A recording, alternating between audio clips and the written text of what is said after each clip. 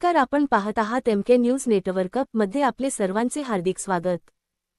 स्थापनावर गेली ती 24 तास ठेवण्याचा निर्णय घेतला. काय नाही, एकतर महाराष्ट्र हे प्रगतशील राष्ट्र आहे, उद्योग क्षेत्राची राजधानी मुंबई आहे, आर्थिक स्तोत्र देखील महाराष्ट्रामधनं महसूलच्या रूपानं देशाला मोठ्या पद्धतीने मिळत असतो आणि म्हणून मद्य विक्री आणि मद्यपानाची ठिकाणं असलेली विक्री ही सगळी बंद करून जी दुकानं आहेत ही 24 तास उघडा ठेवण्याचा निर्णय महाराष्ट्र शासनानं घेतलेला आहे.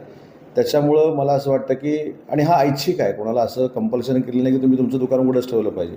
ज्यांना ऐच्छिक हे दुकान उघडं ठेवायचं असेल त्याची मुभा महाराष्ट्र सरकारनं दिलेली आहे आणि त्याच्यातनं व्यापाऱ्यांना देखील दिलासा मिळेल आणि व्यापाऱ्यांच्या ज्या अपेक्षा होत्या, ज्या मागण्या होत्या, त्याच्यामुळंच हा निर्णय सरकारनं घेतलेला आहे. उद्या दसरा मेळावा होतो, काय नाही.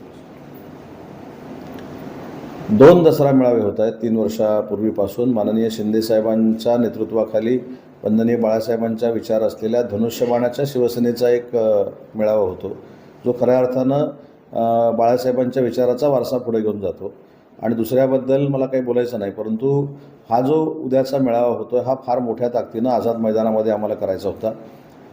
पावसाच्या आणि पूरजन्य परिस्थितीच्या पार्श्वभूमीवर आता हा नेस्कोमध्ये होतो आहे आणि बाकीचे सगळे जे शिवसैनिक आहेत, विदर्भातले, पश्चिम महाराष्ट्रातले, खानदेशातले, मराठवाड्यातले, यांनी पूरजन्य भागामध्ये जो घटक बाधित झालेला आहे त्यांच्याबरोबर दसरा साजरा करावा अशा पद्धतीची सामाजिक भूमिका ही माननीय एकनाथ शिंदेसाहेबांनी घेतलेली आहे.